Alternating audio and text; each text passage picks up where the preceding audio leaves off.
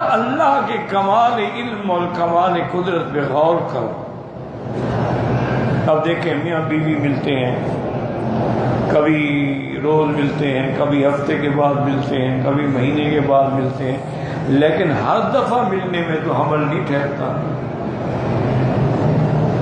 حالانکہ پانی تو دونوں کا ہر دفعہ نکلتا ہے،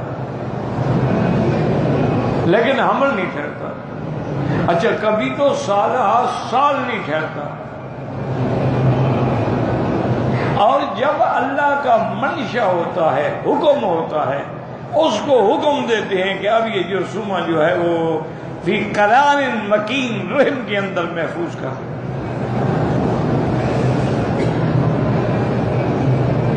اچھا رحم کو کیسے پتہ لگتا ہے کسی کو میں نے محفوظ کرنا؟